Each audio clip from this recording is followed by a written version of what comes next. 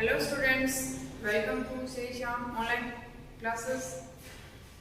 आज हम BSc BEd first year integrated के पेपर डिफरेंशियल इक्वेशन और इंटीग्रल इक्वेशन की second book integral equation start कर रहे हैं, जिसमें आपके 2 यूनिट है। तो आज हम फर्स्ट यूनिट स्टार्ट करेंगे स्टूडेंट इंटीग्रल इक्वेशन। बुक है हमारी इंटीग्रल इक्वेशन। सेकंड बुक है, इसमें 2 यूनिट है। 2 यूनिट से इसकी आज फर्स्ट यूनिट स्टार्ट करेंगे हम। फर्स्ट यूनिट क्वाड्रेचर का क्षेत्रफलन। क्षेत्रफलन क्या होता है स्टूडेंट्स? क्षेत्रफलन मतलब समतलों से परिबद्ध क्षेत्र का क्षेत्रफल ज्ञात करने की जो प्रक्रिया है वो क्षेत्रफलन कहलाती है। तो आज हम क्षेत्रफलन के बारे में डिस्कशन करेंगे। मतलब समतलों द्वारा परिबद्ध क्षेत्र का क्षेत्रफल ज्ञात करने के बारे में डिस्कशन करेंगे। क्षेत्रफल जो है वो कार्तीय वक्रों और ध्रुवीय वक्रों को ज्ञात करने का अलग अलग फॉर्मूला है, अलग अलग उनका प्रोसेस है। तो सबसे पहले हम कार्तीय वक्रों का क्षेत्रफल ज्ञात करने के बारे में डिस्कशन करेंगे। 2 प्रकार से हमें वक्र दिया हुआ होगा। फर्स्ट है यदि हमें वक्र दिया हो y बराबर fx के रूप का। वक्र हमारे पास हो y बराबर fx के रूप का, y बराबर fx के रूप का वक्र हो तथा x अक्ष या कोटि x अक्ष तथा 2 कोटियों x अक्ष तथा कोटि x इक्वल टू a तथा x इक्वल टू b द्वारा परिबद्ध क्षेत्र का क्षेत्रफल ज्ञात करना हो। उसके लिए फॉर्मूला क्या होगा? जैसे ये वाला है xy समतल x और ये वाला y, x अक्ष ये वाला x इक्वल टू कोटि ये होगी, x equal to a line है और x equal to b line ये वाली नाम x इक्वल टू b। तो ये वाला वक्र हमारा y इक्वल टू fx। तो इनके द्वारा जो परिबद्ध क्षेत्रफल बनता है वो ये वाला students x equal to a, x अक्ष x इक्वल टू b और वक्र y इक्वल टू fx। इसका क्षेत्रफल ज्ञात करना है तो ये अल्पांश लेंगे परपेंडिकुलर x अक्ष के। तो इसके लिए फॉर्मूला होगा area equal to integration x equal to a से x equal to b y into dx। y equal to वक्र हमारे पास fx, तो यहाँ से एरिया इक्वल टू a से b fx इनटू dx। ये वाला फॉर्मूला रहेगा स्टूडेंट्स हमारा क्षेत्रफल ज्ञात करने का। फर्स्ट फॉर्मूला ये वाला जब वक्र हो हमारे पास y बराबर fx के रूप का, तब x अक्ष x इक्वल टू a और x इक्वल टू b से परिबद्ध क्षेत्र का क्षेत्रफल ज्ञात करना हो। सेकंड है अगर यदि वक्र दिया हो x इक्वल टू fy के रूप का, x इक्वल टू fy के रूप का वक्र होगा स्टूडेंट्स हमारे पास, तब y अक्ष तथा भुज y इक्वल टू a और y इक्वल टू b द्वारा परिबद्ध क्षेत्र का क्षेत्रफल ज्ञात करना हो। तब उसके लिए फॉर्मूला क्या होगा? ये x अक्ष ये वाला y, तो y इक्वल टू a और y equal to b, a और b ये वाला पॉइंट और ये वाला हमारा वक्र होगा x इक्वल टू fy के रूप का। x इक्वल टू a है, y equal to a line, y equal to b line. तो ये वाला एरिया फाइंड करना आपकी बात फ्रेंड्स, ये वाला। तो इनसे परिबद्ध क्षेत्र का क्षेत्रफल ज्ञात करने का जो फॉर्मूला होगा वो area equal to integration a से b y equal to a से y equal to b x dy। यहाँ से आ जाएगा a से b x इक्वल टू है fy dy। फिर इंटीग्रेशन की बेसिकली जो रूल हमारे 11th और 12th में लगे थे वो उनके अकॉर्डिंग हम इसका इंटीग्रेशन करेंगे। ये है जब हमें वक्र y इक्वल टू fx के रूप का दिया हुआ हो तब लिमिट आएगी x की और ये वाला फॉर्मूला रहेगा। अगर वक्र हो हमारे पास x इक्वल टू fy के रूप का, हमारे पास लिमिट होगी y इक्वल टू a से y इक्वल टू b, तो एरिया इक्वल टू रहेगा ये वाला फॉर्मूला। अब है परिबद्ध क्षेत्रफल ज्ञात करना या common area. Third common area ज्ञात करना। कॉमन एरिया ज्ञात करने के लिए आगे वाला है थर्ड परिबद्ध क्षेत्रफल ज्ञात करना। मतलब 2 वक्रों द्वारा परिबद्ध क्षेत्र का क्षेत्रफल ज्ञात करने का फॉर्मूला क्या होगा?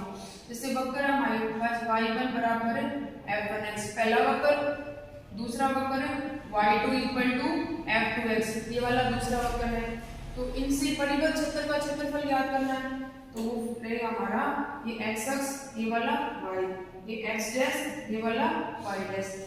y1 बराबर f1x, एक वक्र ये वाला हो गया y1 बराबर f1x, दूसरा वक्र ये वाला y बराबर f2x। तो मतलब y इक्वल टू fx के रूप का वक्र है तो हमारे पास लिमिट होगी x की। y बराबर 0 पुट करें तो यहाँ से x के हमें दो मान मिल जाएंगे। y बराबर fx के रूप का वक्र तो लिमिट रहेगी हमारे पास x की।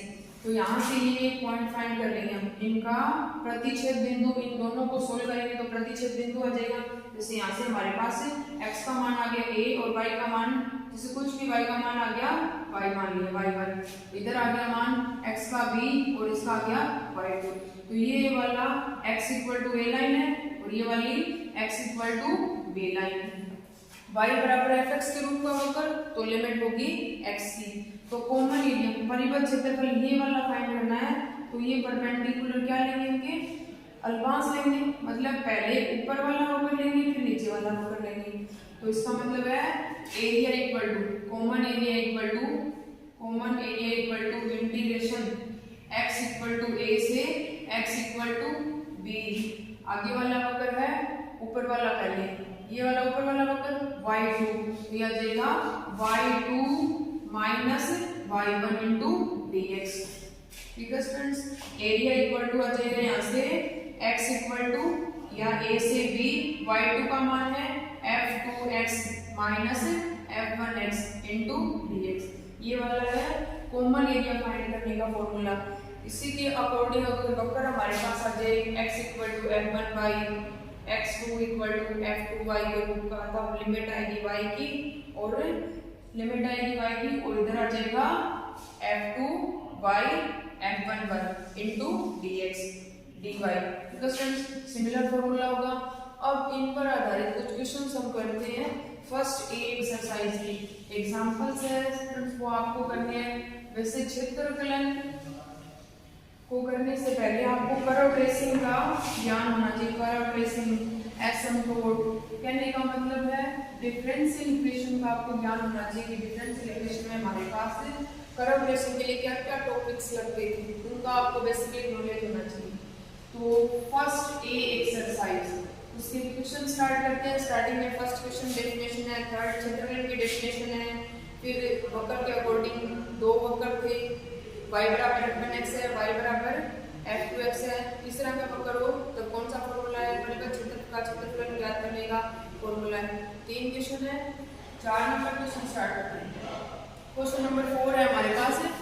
क्वेश्चन नंबर 4 में इसने बोला है कि वक्र a स्क्वायर y स्क्वायर, वक्र है a square y square equal to x cube, a square y square equal to x cube 2a minus x का क्षेत्रफल, संपूर्ण क्षेत्रफल ज्ञात करना है, ये वाला वक्र है। ठीक है स्टूडेंट्स, तो ज्ञात करने के लिए सबसे पहले तो हमें क्या करना है, वक्र किस रूप का है उस फॉर्म में लिखना है।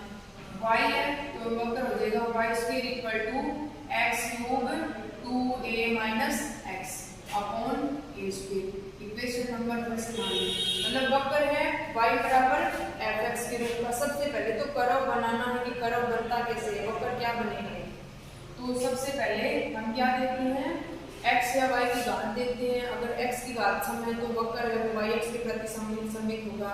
अगर y की घात सम है तो वक्र x अक्ष के प्रति सममित होगा, अपोजिट अक्ष के प्रति सममित होता है जिसकी घात सम होती है। तो यहाँ पे y की घात सम है, वक्र को देखने से पता चल रहा है x cube by x raise to the power 4 बनेगा। इसका मतलब है y की घात सम है तो वक्र जो है वो x अक्ष के प्रति सममित है। x अक्ष के प्रति सममित है, y का मान 0 पुट करेंगे तो क्योंकि वक्र x अक्ष के प्रति सममित है। x अक्ष के प्रति सममित, इसका मतलब जितना x अक्ष से ऊपर बनेगा उतना x अक्ष से नीचे बनेगा। और क्या है y बराबर 0, तो दिस इंप्लाइज यहाँ से 2 पॉइंट आ जाएंगे, ये 0 में चला जाएगा। x बराबर 0, x इक्वल टू x बराबर 0 तथा x इक्वल टू 2a। वक्र की कोई अनंत राशि नहीं है, क्यों? क्योंकि सबसे पहले y की सबसे बड़ी घात 2 है, इसका गुणांक है कांस्टेंट, तो इसका मतलब इसकी कोई समांतर अनंत राशि नहीं है। इधर x की पावर 4 है, इसका गुणांक भी क्या है 1 कांस्टेंट है, y की सबसे बड़ी घात और x की सबसे बड़ी घात का गुणांक क्या है स्टूडेंट्स वो देखते हैं। अगर कांस्टेंट वैल्यू है तो उसकी कोई अनंत राशि नहीं होती। अगर कांस्टेंट के अलावा कोई वेरिएबल दे रखा है तब उस पूरे गुणांक को कलेक्ट करके 0 के बराबर रखते हैं। 0 के बराबर रखेंगे तो क्या आएगा वो हमें अनंत राशि मिल जाएगी। परंतु यहाँ पे x की सबसे बड़ी घात 4 है और उसका गुणांक कांस्टेंट 1 है और इधर y की सबसे बड़ी घात 2 है और उसका गुणांक क्या है a स्क्वायर कांस्टेंट है। तो यहाँ से क्या आ जाएगा स्टूडेंट्स अनंत राशि है नहीं। तो डायग्राम बनेगा हमारा वक्र है गोलाई में मिलते हैं ये x और ये वाला y। ये मूल बिंदु है 0 0। यहाँ पे y बराबर 0 तो x बराबर 0 मतलब वक्र जो है वो मूल बिंदु से गुजरता है। y बराबर 0 तो x इक्वल टू 2 y बराबर 0 लाएंगे स्टूडेंट्स से यहाँ से y बराबर 0 x बराबर 2 है तो मतलब y बराबर 0 लाएंगे मतलब ये पॉइंट आ गया वही 2a और 0। एक ये पॉइंट है जिसका मतलब वक्र गोलाई में मिलते हैं x अक्ष के प्रति सममित है जितना ऊपर बना उतना ही क्या बनेगा नीचे बनेगा। इसका मतलब ये वाला एरिया फाइंड करना है पूरा परिबद्ध क्षेत्रफल। ज्ञात करने के लिए लिमिट आ गई x बराबर 0 से x बराबर 2a 0 से 2a ऊपर वाले का ज्ञात कर लेंगे इससे ऊपर वाले का जिसके प्रति सममित होता है 2 से गुणा करते हैं। ऊपर वाले का फाइंड करेंगे 2 से गुणा करेंगे तो टोटल क्षेत्रफल आ जाएगा। तो यहाँ से एरिया इक्वल टू इंटीग्रेशन 2 से मल्टीप्लिकेशन x इक्वल टू 0 से x equal to 2a y dx y dx y का मान आ जाएगा रूट ऑफ यहाँ से हटाएंगे तो आ जाएगा रूट ऑफ ये वाला मान पूरा। अब क्या आएगा यहाँ से रूट ऑफ वाला पूरा मान क्यूब तो यहाँ से आ जाएगा हमारे पास ये स्क्वायर। तो यहाँ से सोल्व करेंगे तो area equal to value put कर लेंगे area equal to 2 into integration 0 से 2a y का मान है x cube 2a minus x upon a square ये वाला मान है हमारे पास। तो यहाँ से आ जाएगा 2 इंटू 0 से 2a रूट ऑफ इसमें सीधा सोल्व होगा नहीं तो पुटिंग करनी पड़ेगी। तो पुट करेंगे x equal to 2a sine square theta x equal to 2a sine square theta. तो यहाँ से dx इक्वल टू आ जाएगा 4a साइन थीटा को जाएगा cos theta into d theta. x equal to 2a sine square theta put करेंगे dx equal to ये वाला मान आ जाएगा। अब लिमिट x का मान 0 तो ये 0 में चला जाएगा साइन 0 का मान 0 होता है तो थीटा इक्वल टू आ जाएगा 0। x इक्वल टू 2a तो 2a से 2a कैंसिल तो 1 आ गया तो theta equal to pi by 2 क्योंकि साइन पाई बाय 2 का मान 1 होता है। तो लिमिट आ जाएगी 0 से पाई बाय 2। यहाँ से रूट ऑफ x क्यूब मतलब 2a क्यूब मतलब 8a क्यूब कितना sine cube theta 8a cube sine cube theta 2a minus 2a sine square theta upon में a स्क्वायर है रूट में इनटू dx का मान हमारे पास 4a sign theta cos theta d theta ये वाला मान है। सोल्व करेंगे इसको तो एरिया इक्वल टू आ जाएगा 2 इंटू इंटीग्रेशन 0 से पाई बाय 2। यहाँ से 8 है 2a बाहर कॉमन लेंगे तो ये आ जाएगा 16a raised to the power 4। 2a बाहर कॉमन लेंगे 16a raised to the power 4 a square से स्क्वायर कैंसिल हो जाएगा 8a बाहर आ जाएगा और यहाँ से 4 ये रहा 16 है 4 यहाँ से आएगा बाहर और ये 16 इंटू 2 32 एक ही यहाँ से बाहर आ गया एक ही यहाँ से बाहर आ गया तो बाहर बन गया 32a स्क्वायर। तो ये आ जाएगा 4 यहाँ से 16 है 4 यहाँ से रूट से बाहर आएगा 4 ये 16 a इधर से a इधर से तो 16a स्क्वायर 2 से मल्टीप्लिकेशन करेंगे 32a स्क्वायर। आगे sine cube theta 2a minus sine square मतलब 1 minus sine square theta cos square theta. तो ये cos स्क्वायर थीटा ये साइन की क्यूब है इधर 6 आए तो ये क्यूब है तो क्या जाएगा होल कितने हो जाएगी 6 हो जाएगी। तो अंदर हमारे पास रूट में बचेगा फिर sine 6 theta into 1 minus sine square theta cos square theta नीचे वाले टर्म खत्म हो गई बाहर बचा है sine theta cos theta d theta बाहर बच गया sine theta cos theta d theta.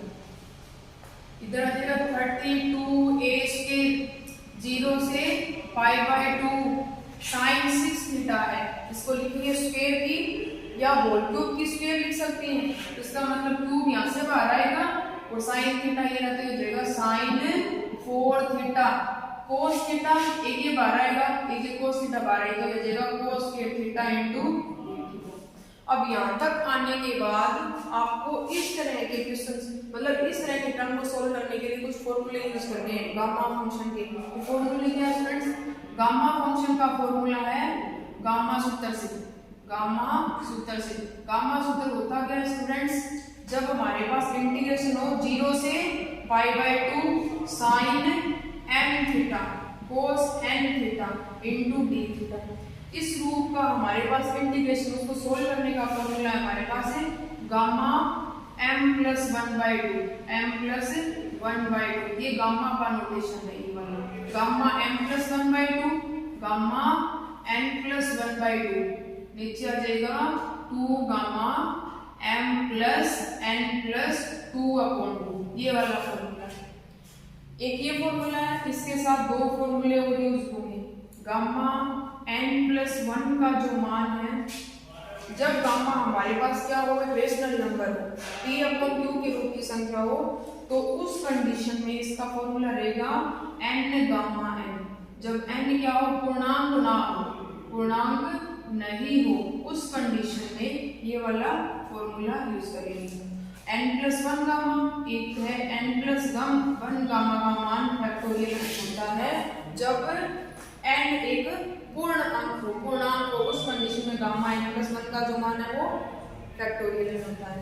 जहां जब n क्या हो? जब n पूर्णांक हो, उस कंडीशन में ये वाला फॉर्मूला यूज होगा। ये तीन फॉर्मूले यूज होंगे स्टूडेंट्स इस तरह की इंटीग्रेशन को सोल्व करने के लिए, और बेसिकली गामा फंक्शन वाला फॉर्मूला इधर काम में आएगा। तो यहाँ से आ जाएगा area equal to 32a square बार है 32a स्क्वायर, इसको बोल लेंगे m का मान 4 है, n का मान 2 है, तो यहाँ से m प्लस लिमिट सेम है 0 से π/2 0 से π/2, तो sin 4 थीटा, m का मान 4 n का मान 2 इनटू d थीटा, तो 32 गामा m+1/2, तो m+1/2 m का मान 4, तो 4 + 1/2, गामा n का मान 2, तो 2 + 1/2, नीचे आ जाएगा 2 गामा m का मान 4 + 2 + 2/2, ये वाला मान आ जाएगा। इधर आ जाएगा 32a स्क्वायर, ये बन गया गामा 5/2, ये वाला गामा 3/2, नीचे वाला बन गया 2 गामा 4 + 4 8/2 मतलब 4। अब इनको लिखेंगे n+1 के रूप में पढ़ते हैं, ये पूर्णांक नहीं है, पूर्ण अंक नहीं है, तो ये वाला फॉर्मूला यूज करेंगे। पूर्णांक नहीं है, ये वाला पूर्ण अंक 4, तो नीचे वाला फॉर्मूला यूज करेंगे। तो इनको हम लिख सकते हैं एरिया इक्वल टू, यहाँ कॉमन एरिया बार है 32a स्क्वायर, इंटीग्रेशन खत्म ही हो गया, गामा 5/2 है, इसको लिख सकते हैं 5/2 को गामा 3/2 + 1, और 3/2 को लिख सकते हैं 1/2 + 1, ये वाला लिख सकते हैं। यहाँ नीचे आ जाएगा 2 गामा 4 है, 4 को लिख सकते हैं 3 + 1, ठीक है स्टूडेंट्स।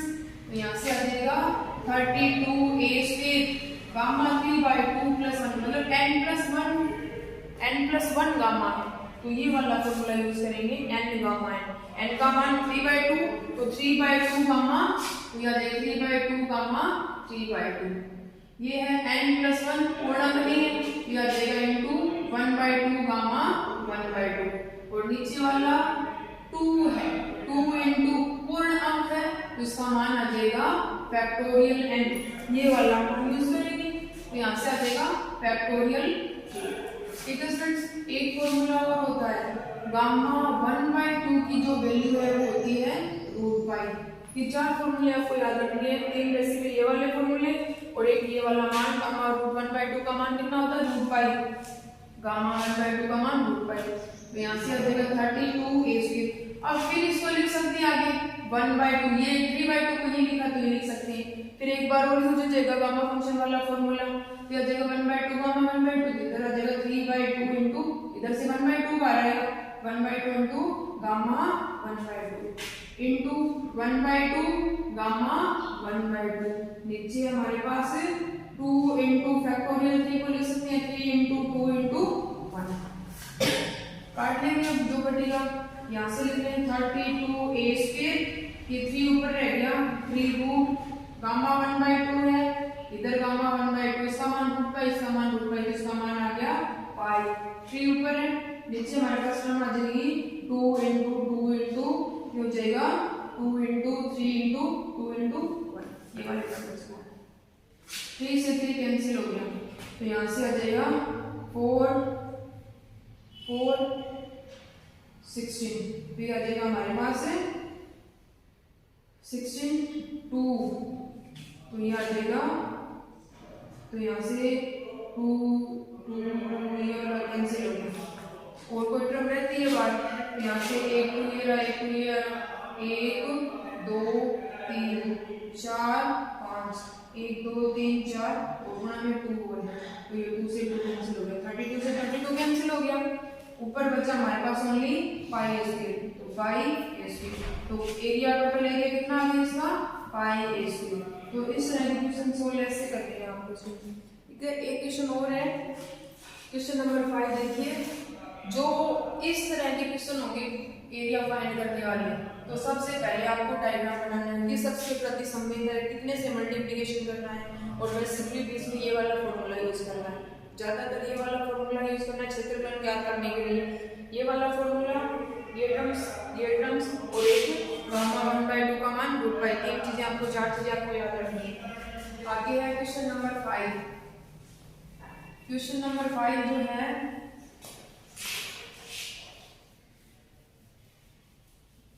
क्वेश्चन नंबर 5 में है, इसने कहा है कैटेनरी दे रखी है y = c cos hyperbolic x/c, y = c cos hyperbolic x/c, question number 5 है, इसने कहा है y = c cos hyperbolic x/c तथा x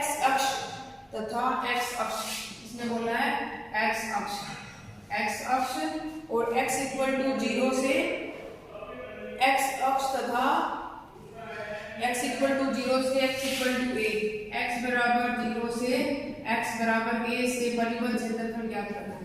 तो फ्रेंड्स सबसे पहले कॉमन कैटेनरी का डायग्राम जो है वो ये वाला होता है, ये वाली होती है कैटेनरी, दो बिंदुओं से परिबद्ध ये कैटेनरी है, और ये वाला नीचे इसका x अक्ष x डैश, ये वाला y डैश, तो फ्रेंड्स ये वाला इसका निम्नतम बिंदु होता है 0 c कॉमन कैटेनरी का, तभी इसी से ये वाली इक्वेशन बनती है, और ये वाला है मूल बिंदु 0 0, इसने कहा है x = 0 लाइन, ये वाली, ये पॉइंट x = 0 से ये कहीं मान लिया ये वाला पॉइंट है x = a, ये वाला, तो इसने कहा है x = 0 common catenary, x = a, x = 0 और x अक्ष से परिबद्ध, मतलब ये वाला क्षेत्रफल ज्ञात करना है, और वक्र हमारे पास है y = fx के रूप का, लिमिट है x = 0 से x = a, तो सीधा फॉर्मूला यूज करना है स्टूडेंट्स, तो एरिया = इंटीग्रेशन, इसे से मल्टीप्लिकेशन करना है, कितना एरिया ज्ञात करना है,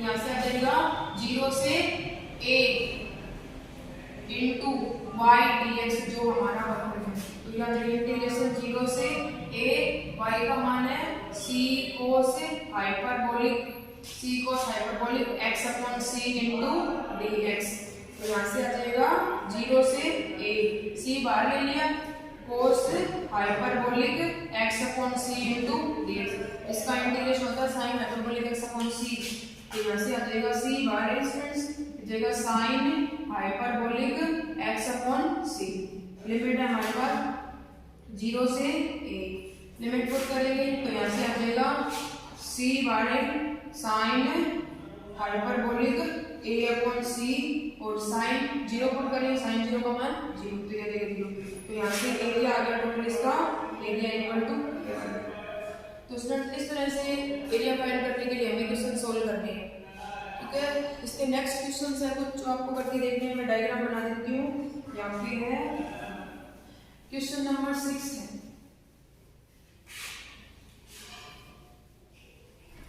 क्वेश्चन नंबर 6 है स्टूडेंट्स।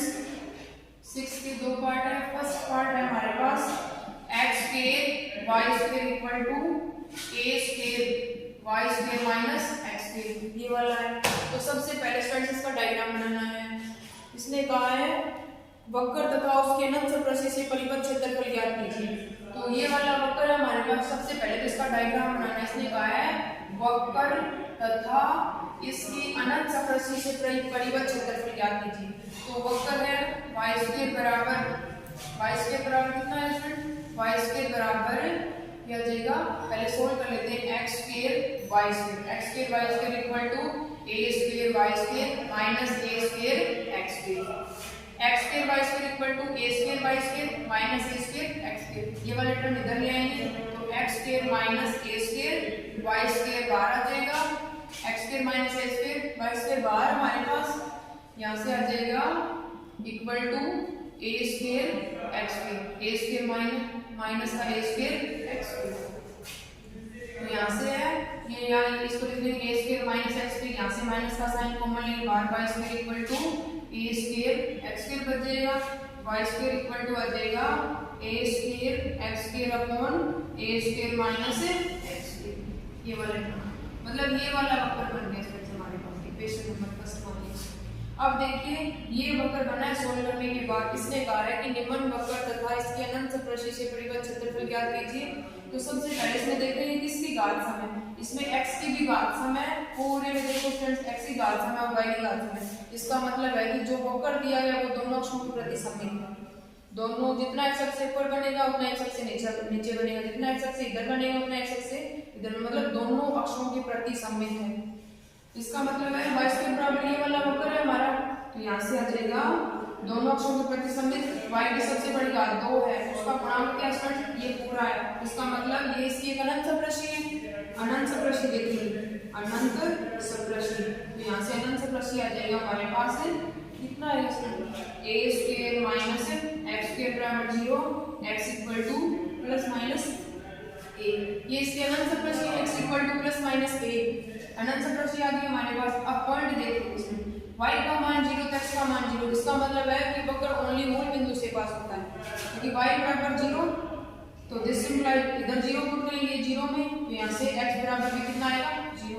अब इनके आधार पर हम क्या बनाएंगे, वक्र बनाएंगे। तो वक्र का जो डायग्राम है वो क्या बनेगा स्टूडेंट्स, ये वाला है हमारा मूल बिंदु। ये वाला मूल बिंदु से वक्र पास होता है। ये x equal to a line है और ये x equal to minus a line है। इसका मतलब है कि ये अनंत सप्रशी तो वक्र ऐसे ऐसे इनके सारे बढ़ेगा।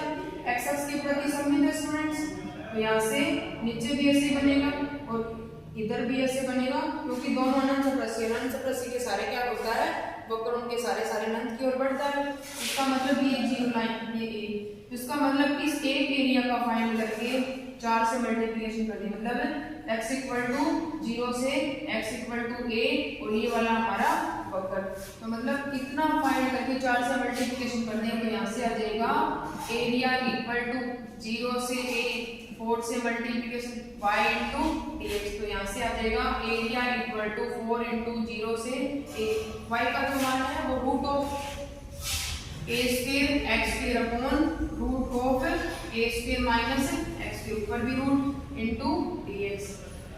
यहाँ से आ जाएगा एरिया इक्वल टू हमारे पास कितना आएगा 4 इंटू 0 से a, क्या जाएगा बाहर ax, इधर बचेगा रूट में a square minus x square into dx। वो स्टूडेंट्स अब पुटिंग कर लेंगे x equal to a sin theta, इधर पुटिंग कर लेंगे। पुट करेंगे student, put x equal to a sin theta. तो यहाँ से dx इक्वल टू आ जाएगा a cos theta d theta. ठीक है स्टूडेंट्स, सोल्व करेंगे इसको। तो सोल्व करने के बाद हमारे पास जो टर्म बनेगी वो बनेगी लिमिट्स है 0 पे 0 sin 0 का मान 0, a पे कितना देगा x इक्वल टू a। तो यहाँ से आ जाएगा a से कैंसिल हो जाएगा थीटा इक्वल टू π/2। तो यहाँ से आ जाएगा एरिया इक्वल टू 4 इंटू 0 से π/2 a sin थीटा, मतलब a sin थीटा को a x है बाहर स्टूडेंट हमारे पास। इधर आ जाएगा root of a square minus a square sin square theta और d थीटा का dx का मान है a cos theta, a cos theta d ये वाला बन गया। तो एरिया इक्वल टू 4 इंटू 0 से π/2 a बाहर आया, a से कैंसिल हो गया, एक a बच गया, एक ये रहा बाहर, a स्क्वायर 4a स्क्वायर ऊपर sin theta cos theta 1 minus sin square theta cos square theta बाहर cos थीटा आएगा, cos थीटा से cos थीटा कैंसिल हो जाएगा, तो ओनली बची हमारे पास ऊपर sin theta d theta. sin theta का सीधा भी इंटीग्रेशन होता है, अगर आप sin गामा वाला फॉर्मूला यूज करना चाहो तो वो कर सकते हो, इसको लिख सकते हो 4a स्क्वायर 0 से π/2 sin g 1 theta 1 theta cos 0 theta theta into तो गामा m को 0 से π/2 sin n theta cos n theta वाला फॉर्मूला भी आप यूज कर सकते हो, सीधा इंटीग्रेशन भी कर सकते हो। तो इसका बी पार्ट जो है क्वेश्चन नंबर 6 का वो आपको सोल्व करना है और नेक्स्ट क्वेश्चन हम इसके नेक्स्ट लेक्चर में करेंगे। फ्रेंड्स